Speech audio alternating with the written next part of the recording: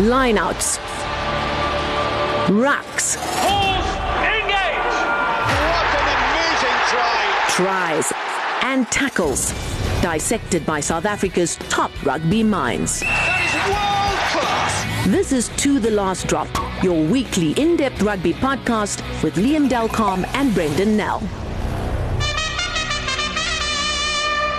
One of those in-between weeks, the Boks are in Jersey on an island, which is preparing them for the lovely weather of Scotland. Apparently, they're having a very nice time at a very nice resort, preparing for the tour. But it's in one of those in-between weeks where there's no actual rugby being played.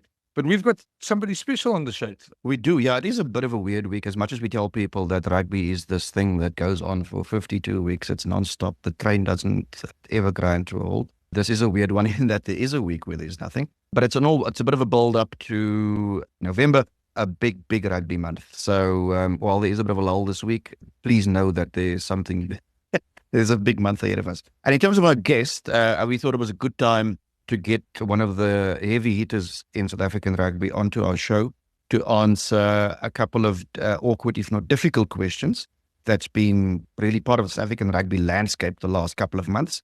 So SA Rugby's Chief Executive Rian Oberholzer kindly agreed to come onto our show, and he's going to have a chat with us shortly. Just to put a caveat here, we did also, when we spoke about the equity deal, Liam and I did reach out to the other side, to some of the provinces who, and I think we've said this in the previous pod as well, that oppose the deal at the moment, asked them if they wanted to come on and put their side. They declined, but we thought let's go straight and ask Rian straight out about it. There are obviously a couple of caveats. There are non-disclosure agreements, and there are certain things he couldn't talk about. But I think we did get quite a bit out of him. So I think have a listen, and then you'll see for yourself.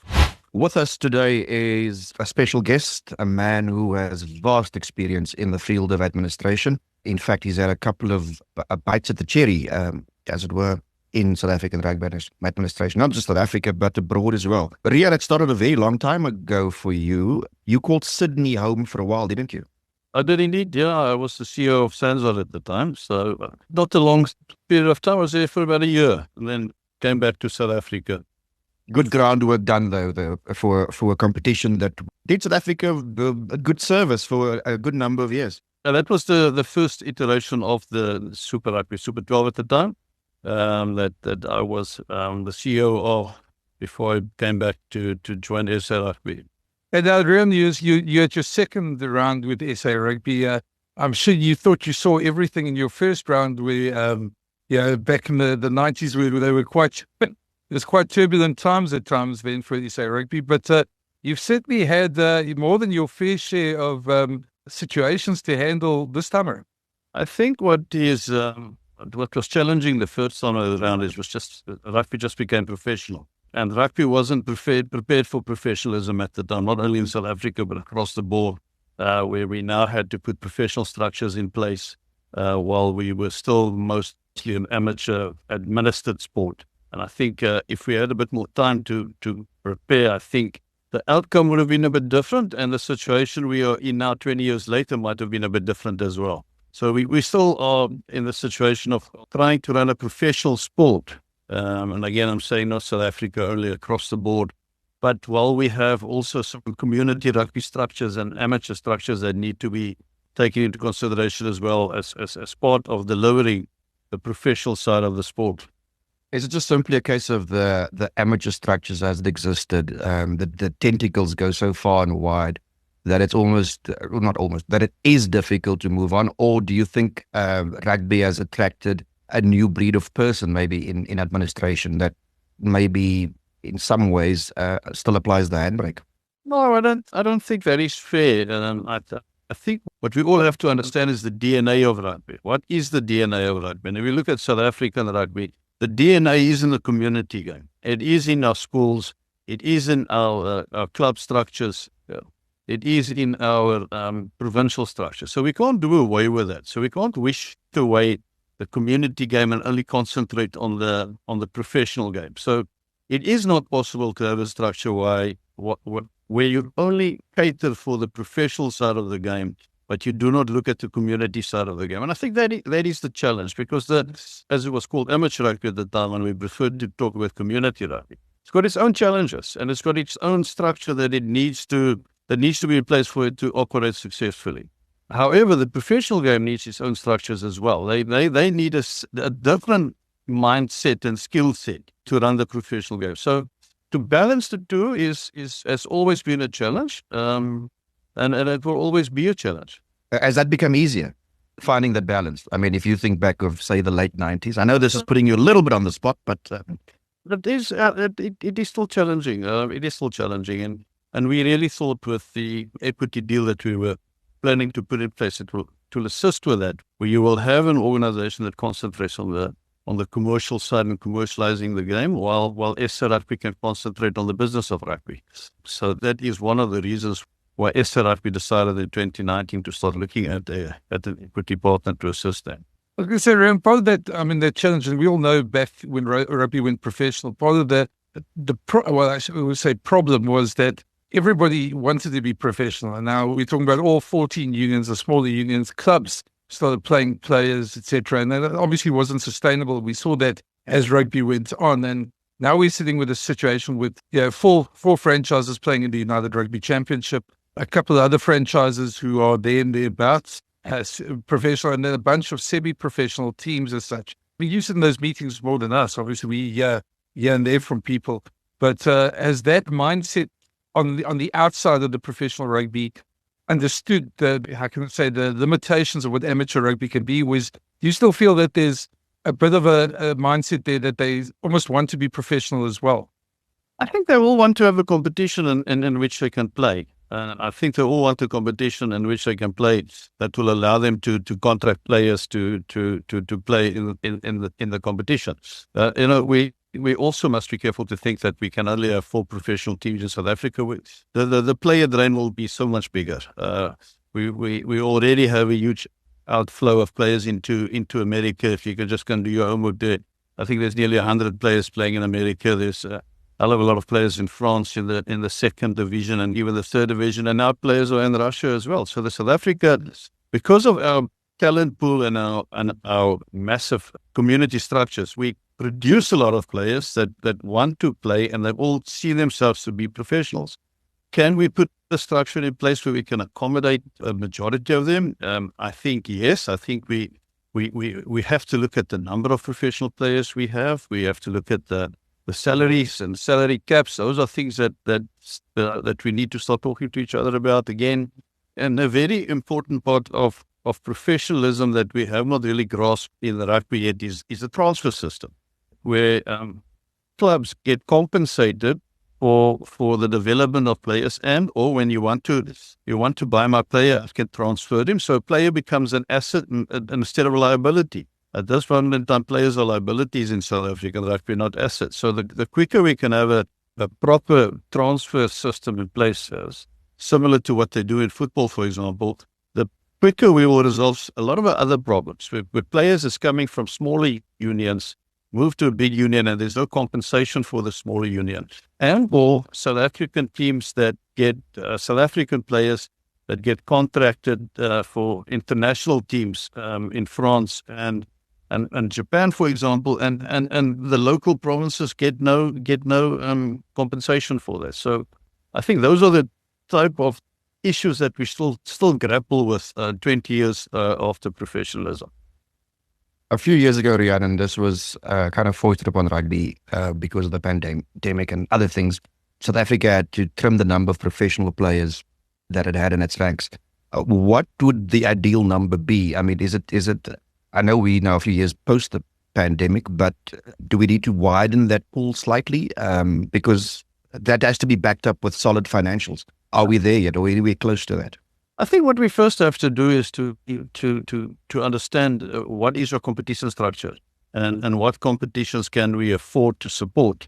How many teams can play in on an international stage, such as a URC competition, for example. So if that is full, what do we do with the others? That is why it was so important for us to fix the Currie Cup, because the Currie Cup was broken and we had to fix it. And I think last year we started on a process to get the Currie Cup back to the status it had, and I think we can even improve on it a bit more, where we can put the structure in place as it is now, where with the top 8 teams in South Africa participate in the Currie Cup. So that just gives you another level of competition where we can contract players in. Once we've got the competition structure sorted, then we have to sit around the table and agree on the number of players that we need to participate in these competitions. So just to say that we have to have 600 or 700 professional players, we do that without looking at the science of the competitions we play in, player welfare, player workload, etc. That all need to be taken into account. And we sit around a table and say, okay, if you play in the Currie Cup competition, your squad can be X. If you play in Currie Cup and URC, your squad size can be Y. Once we've done that, Liam will only then be in a position to really determine how many professional rugby players we need in South Africa. I really want to just latch on to that. One of the things, I suppose, that works against you in that is the thing that I call the Loch Ness Monster of rugby, the thing we never see is the global season. World Rugby's been talking about that for decades now, and they never get it. And I know there's vested interests that don't want to move, etc. But that's part of the problem that you have with the Currie Cup in finding a slot for the Currie Cup. And we've seen, obviously, the my players and all the arbitration that went on to get players rest before this last Currie Cup. Are you closer to finding a permanent slot for the Currie Cup? And is there any light in the horizon on the global season? Yeah, let's start with the global season. As you said, is the thing that's been around for a long time. I remember 20 years ago we spoke about a global season. And that will definitely resolve a lot of challenges, not only for South Africa, but for World Rugby, for player welfare, rest periods. Again, on an international scale, the self-interest plays a role again, and who's going to shift and who's not going to shift. You know, Six Nations said, we're not going to shift our competition. That just put fuel on the fire for the South to say, well, if they don't want to shift a few weeks, why must we shift the Rugby Championship? So, yeah, there's continuous conversations about that, but it feels that we're not going forward really with that. So, okay, now, then we have to find another solution as South African rugby. So what we've done, Brenden, is to, with our members, agree on one rugby season. Up to now, we've played in 2 different seasons. South Africa played in the traditional Southern Hemisphere winter season, and our URC teams played in the Northern Hemisphere season. Now, that's where you had a clash in your competitions and you couldn't fit everything in. If we're all now playing in the same season, and we decide, okay, professional rugby or senior rugby in South Africa is going to now run at the same as the URC season runs, then we have at the end of it an open window where we can play Currie Cup without any clashes. And some of our URC teams can see that as preparation for the new URC season. So now that decision has been made, it will now be for us be able, as from the next year season, to fit in a Currie Cup that is in its standalone window. So yeah, I think we are quite far down the line to create one season, at least in South Africa, and where all our competitions can have its slot without interference from other competitions. And when you say the Currie Cup will have a standalone slot, are we talking a proper sort of double round in which we have where everybody, the competition's integrity cannot be questioned and the sponsors will be happy? No, what we are trying to do is to give everybody an opportunity to qualify. So the 4 URC teams will automatically qualify for the Currie Cup, and then the other 10 teams will play in an SA Cup competition, single or double round. At this moment in time, a single round. We are talking about a double round. Finances allow it to be a double round, and then that will mean that some of your smaller unions will now be able to contract players for 12 months, and that will just give some more stability to the players that play in the SA Cup, in the Currie Cup. The top 4 teams out of the SA Cup will then qualify for the Currie Cup. 8 teams in the Currie Cup, single round, semis and final. Rian, we've also heard like Frans Steyn at the Cheetahs talk about maybe for those other teams going back into a Southern Hemisphere competition of some sort. Is there any light on the horizon on that one? There's talks, but it's going to be very difficult. In informal discussions that we had, and the travel costs that's and accommodation that goes with it. The only way that can work potentially is, but that will mean our teams must base themselves in Australia. Now, what benefit is there then really for the team and its supporters if the team sits in Perth or in Melbourne, and there's no local competition for them back in South Africa. So it is something that is talked about. The chances of that happening is slim. Mm-hmm. Now, the topic that we spoke about very briefly at the front, that we kind of have to tiptoe around, but that we can't avoid, is the one about the equity deal. Can you give us an idea of where you at? Can you give us an idea of what SA Rugby's strategy would be given the current situation it finds itself in? Because it's clear now that not everybody is on board. No, I think we must just go back in history and decide, why did SA Rugby decide to embark on a equity deal? It was that we were for mostly two reasons. First of all, we had break-even business for many years. We never made a profit. Although our income streams increase, we still have no profit. We have no reserve fund. And then that was the thought at the time in 2019, let's have a reserve fund. If anything goes wrong, we at least have some money. COVID came, the little money there was is gone. Everybody took advances from World Rugby. And then SA Rugby decided, well, the most important aspect of the equity deal is to have an investor that will put money into the rugby, that will allow us to have a reserve fund, but will also have money available to release to our members. However, in the discussions we had, we also realized that the cash injection is not the only solution to our problems. We also need to have somebody that will assist us through their investment to grow our brand on an international scale. If you look at where we are compared to New Zealand, for example, and or France and England, when it comes to commercial generation of income and revenue commercially, we are so far behind the others. So we need to take our brand outside of South Africa as well. New Zealand has done that successfully, and as you can see, you look at their jersey, they have no New Zealand team as a sponsor. They're an international brand now.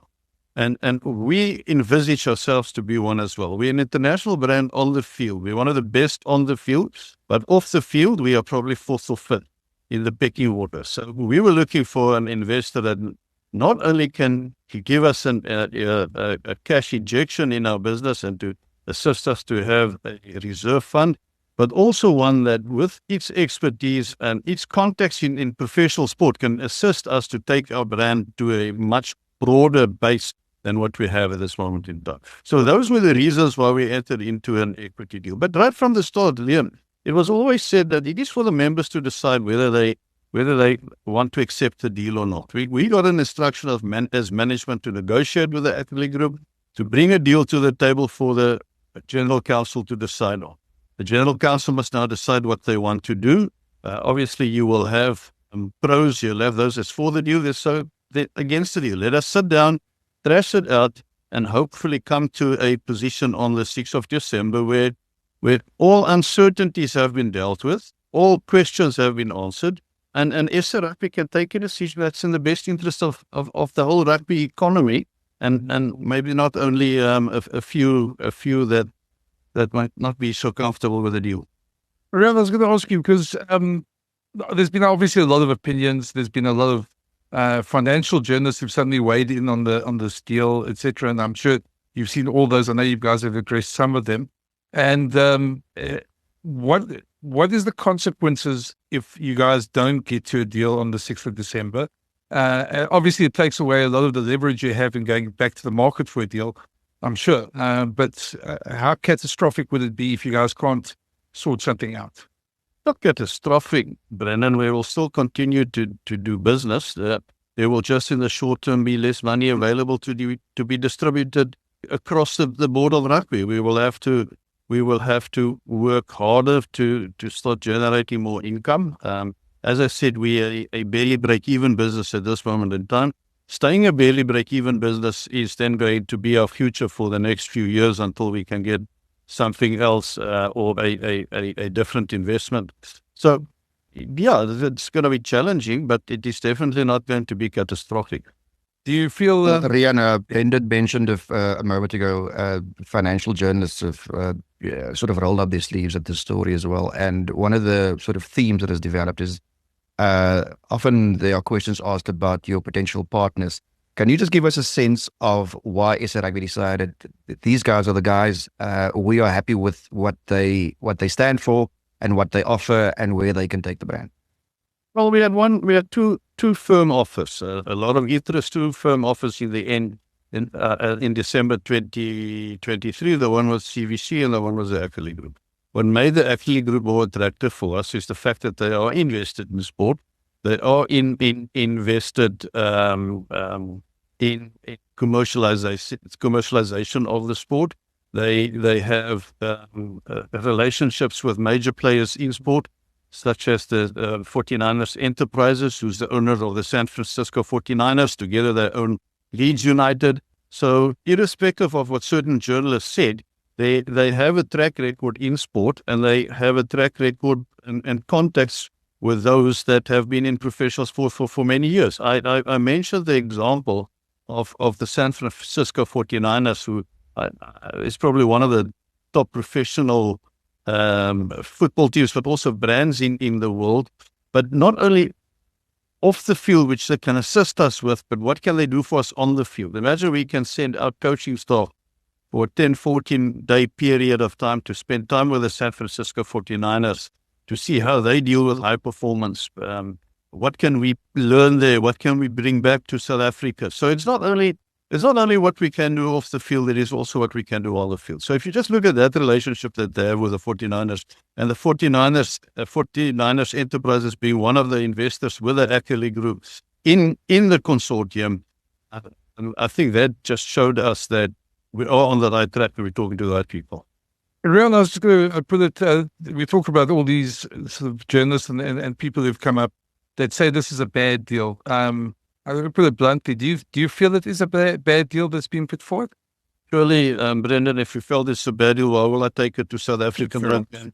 So surely, if I can't tell you that it is a good deal, then I mustn't take it to them. So yeah, that is, we've dealt with this now for a long period of time. We dealt with the people. We do believe that this is a good deal for South African rugby.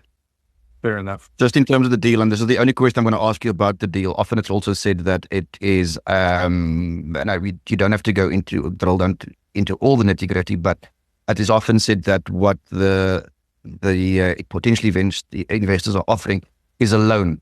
You have tried to debunk that. Yeah, because if it's a loan, it means you have to repay the money somehow or another. Remember, they are paying us $75 million for a 20% stake in a company still to be established. There's no limitations on the money. They pay us the money and we don't have to repay that. That is the first aspect that we must remember. If it was a loan, we had to repay that money over a period of time. How do they get their money back? Because we aren't going to give them the 1.4 billion rand back. So how do they get the money back? They have to bring new money into the system for them to claw back their investment. They cannot do that until they have serviced the budget of running rugby in South Africa. So there's a consolidated budget that has been agreed upon, which is the first money that goes into the new company, flows right into SA Rugby's pockets to pay for the business of rugby in South Africa, which includes our distribution to our unions, our teams, all our programs that we are running for rugby in South Africa. Once they make R1 more than that budget, then only do they start sharing in the upside. So if they don't make any more money that what we need to run rugby, they cannot get their money back. So it is in their best interest to ensure that the value of our business becomes so much that they can earn their money back. And then remember, we share 20% in it until they have through the program with their money back, and then we swap around and we get 80% and they get 20% again. So there's it is not a loan. You don't go to a bank where you get a loan and you never have to give the money back. We're getting money from them. It's not a loan. We don't have to give it back to them. They have to earn their money back through the commercial program. So Rian, I think we're also going to move on because I suppose we could sit here for an hour talking about these, and there's things you guys going to have to sort out behind closed doors. It's probably easier to talk once all those I won't say fights, but those discussions in your meetings are sorted out. I know that there's limitations. Just on URC, I think the one consensus, well, I think most people will agree, is that the URC's worked well for South Africa. We've had finalists in all three finals. We've seen a lot of South African players coming back to play for the franchises here. Now, franchises are across the board, depth-wise, getting stronger. Springbok Rugby seems to have unbelievable depth at the moment. But yet, every now and again, we hear bleating from across the hemisphere about how certain countries don't want us in the European competitions. We keep on hearing about amalgamation of the URC and the Premiership that's being mooted as well. Just where do you guys stand on all of that? Well, first, again, we were very fortunate that we could go north after Super Rugby failed and folded and became a specific New Zealand Australian competition again. And the URC has been good to SA Rugby, but again, SA Rugby is good to the URC. You talk to anybody that's in the URC, the teams, the administration, the Irish Rugby Union, the Welsh, the Scottish, the Italian Rugby Union, they all say that the best thing that could have happened to their competition was the fact that South African teams entered in the competition. So there's no negativity within the family of URC whether South Africa should be part of it or not part of it. Where there were question marks was the EPCR. Remember when we joined the EPCR and through URC qualified to play in the EPCR, there were some noises from journalists in the UK, out of France, saying, yeah, but this is a European competition. South Africa doesn't belong there. You know what? I think the longer we continue, the less noise is coming from those quarters. If you talk to the EPCR organization and their management, they are exactly on the same boat as URC. The huge difference the South African teams made to the competition, the excitement around the competitions. So I think we are now fully integrated in URC. Through that, we qualified to play the EPCR, and I do not see that change in the formidable future. Would you consider, and it's been fantastic to see South African teams measure up against those top European sides, but would you concede that it is a bit of a difficult one in terms of the branding, how you put this thing together? That's always been a European competition, and now you have these giants from the south part of it.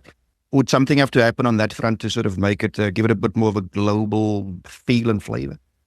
I don't know. If you look at when we started URC, we were all confused. We, as South Africans and the public, we didn't know who we played against and who is the Dragons and who is the Ospreys. I think now we're in season 3 now, and I think people, the South African public now understands the competition better and buy into it a bit more. And it will happen with the EPCR as well. So, we tend to forget this is our 3rd season in this new structure, and then it will take a while to settle down. So I'm not concerned about any uncertainty within our support base, whether it is a competition we should play in or not.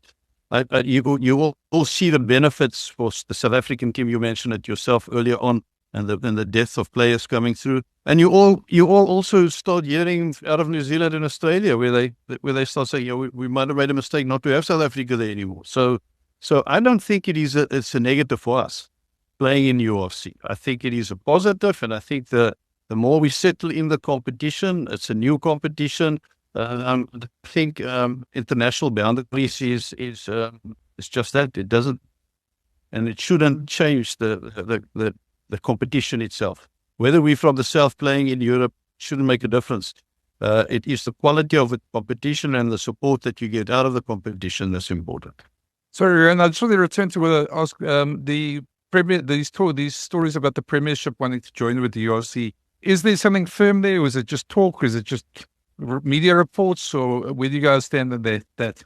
Well, there was a discussion between URC and the Premier Premier Rugby League about looking at a competition where the best of the two competitions can play against each other. It is talks at this moment in time. Nothing has been confirmed yet. Whether we can fit it in and whether it can work, and what will happen to an EPCR then, those are things that still hasn't been resolved. So it talks at this moment in time. I don't think there's anything more to it now. Okay. Well, we should probably let you go. I know you're a very busy man. And yeah, I want to thank you for, again, making yourself available. What I have to say is that with you in charge of SA Rugby over the years, You've never been scared to answer the difficult questions, and thanks for always availing yourself. So thanks for coming on to our show, and good luck with all these loose ends that need to be tied up at some point. Thank you so much. And you know what? We're also busy with all nonsense. We forget that our Springboks are going to play again in a week and a bit's time in the UK, and hopefully come back undefeated. And in the end, that is why we are here, really. You know, we have to look after our product. Thank you for having me on the show, and then to all your followers, thanks for being such great supporters of rugby and the Springbok team. We really appreciate your support. Thank you. Rian, just from my side, thanks as well. And I echo what Liam says. I think we're going to have you back at some point, hopefully when this equity deal is sorted out. And then we can maybe talk a bit also about, because one of the things I think in the future, which is going to probably come up, is a succession plan for Rassie, because he can't coach forever. I know we all want him to coach forever because he's done so well for the Boks. But at some point, I think we're going to address that. I know you guys have got plans in place for that, but it'd be great to talk about that at some point. Thank you, Brenden. Thanks for having me. Cheers. Thanks. Yes, so there we have it. I think he answered as much as he could. You know, I've never found him one to sort of duck and dive. I mean, when you call and there's a difficult question to be asked, he usually answers his phone or he gets back to you. And yeah, we pretty much saw that now in this interview as well. He tried to answer what he could. Yeah, it's a tough job to be in, because obviously on his side, he has to look after SA Rugby, and that means everything from the amateur sport to all the smaller unions, to the professional franchises. And obviously there's always competing sort of viewpoints there the whole time.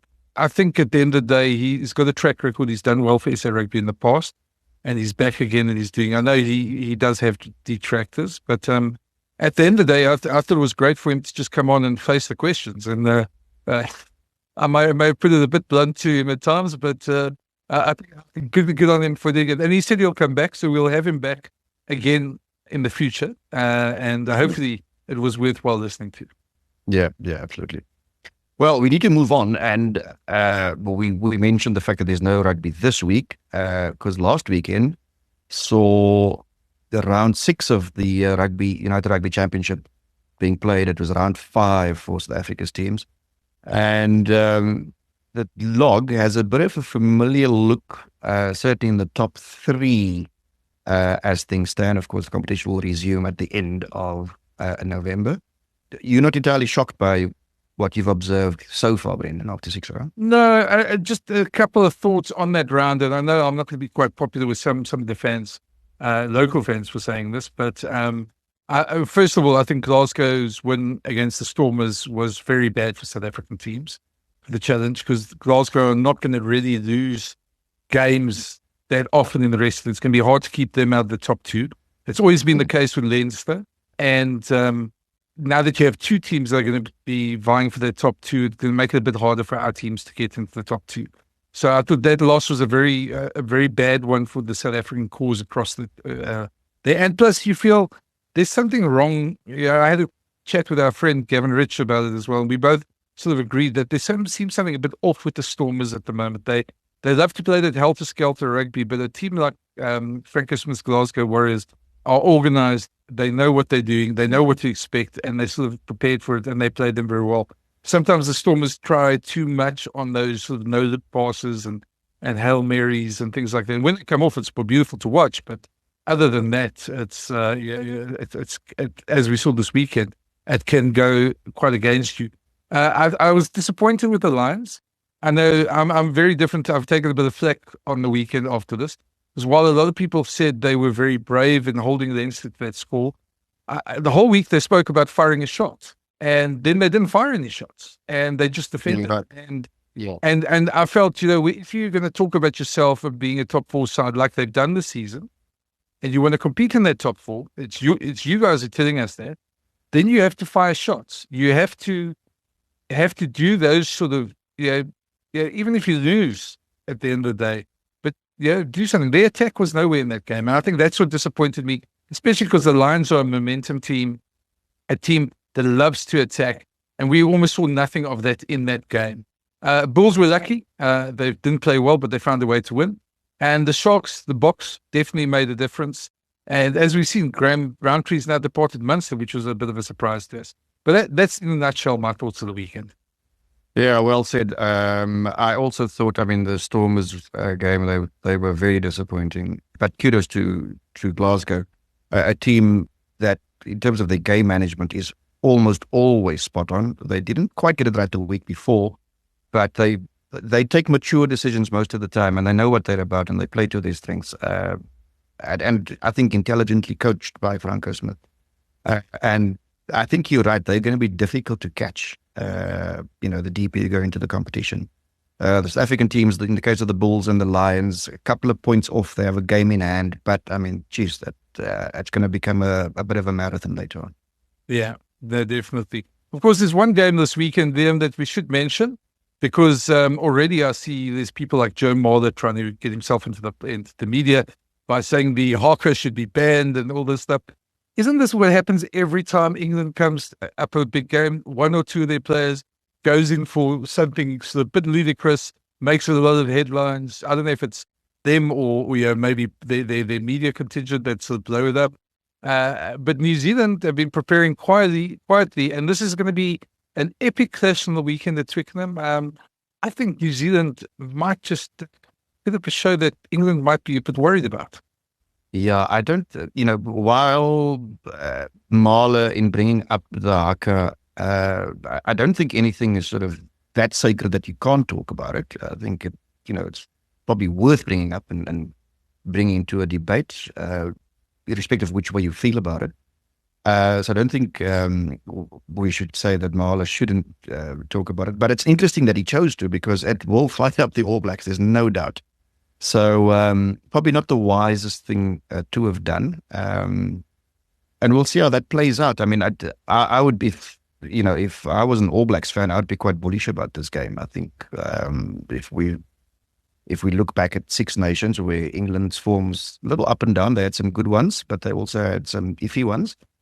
All Blacks didn't win the Rugby Championship this year. So there are questions to be asked there, but I think they have more going for them than England. And I think the last thing that Marler should have done is sort of getting their backs up.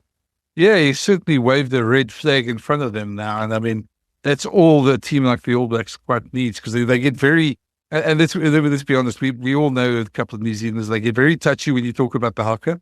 They find that it's sacred to them.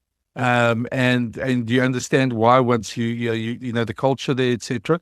But it's certainly something that will be mentioned in the team talks. It's certainly, and England, when they're down in New Zealand, they played well in those two tests against the All Blacks, but they didn't win, and they missed an opportunity there. So they'll probably feel, back at home, now's our shot to get them. But if you're the All Blacks, you've lost 2 games against South Africa, you've lost 1 against Argentina.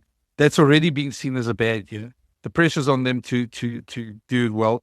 And after this, they've got Ireland and France. So they can't afford to lose this game at Twickenham. So it just makes it for an intriguing clash, but I wouldn't be surprised if we see the All Blacks sort of use that motivation to their advantage. Yeah, I see them coming out firing and getting the job done. They are walking a tightrope on this tour, because if it goes wrong up front, it could be quite devastating. So I think they'll be very careful to avoid that. It's going to be a fascinating weekend, not with the Springboks, of course, but next week we'll have them play Scotland, and that's when the real tour starts. So we'll be back then. I hope you enjoyed this episode. We always try and bring you the most up-to-date stuff. But please tell your colleagues, friends about this podcast. And it's always good to get new people listening. But thanks for listening. And cheerio. Thanks for listening. For the latest insights and rugby analysis each week, plus new episode alerts, please follow or subscribe to the series. Or find all episodes at jacarandafm.com or the Jackpot app.